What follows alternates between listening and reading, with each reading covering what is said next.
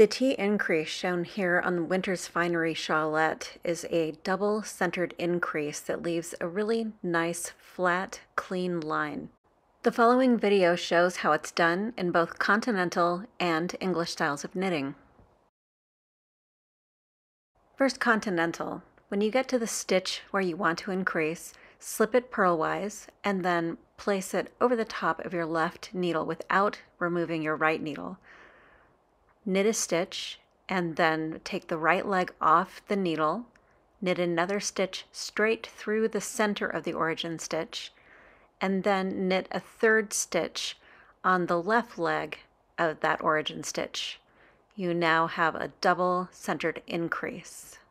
And here's English style, where the yarn is held in the right hand as opposed to the left hand like for continental. With these first two demonstrations, I have shown how you might want to work the stitch if you're using a looser gauge and you don't have any problems with the increases tightening up. This is the method used on the Winters Finery shawlette that I showed at the beginning of the video. However, at a tighter gauge, these increases can pull the fabric in a little and distort it. To remedy that, we're going to prepare on the wrong side before doing an increase. This is continental, and I'm just going to purl an elongated stitch, and this is the center stitch that will be used on the other side for the increase.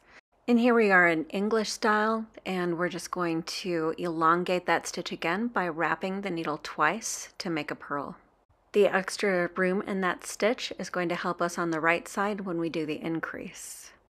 And here we are back on the right side with that elongated stitch, and I'm just going to slip it off of my needle and work this T increase just like I did at first, but you can see that extra added length in the stitch is going to make it look a lot looser. And let's take a look at that in English style. So just like before, we're going to work that elongated stitch like we did the tighter version.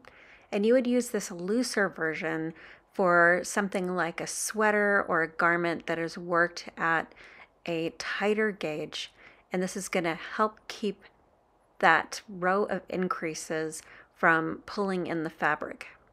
Thank you for watching.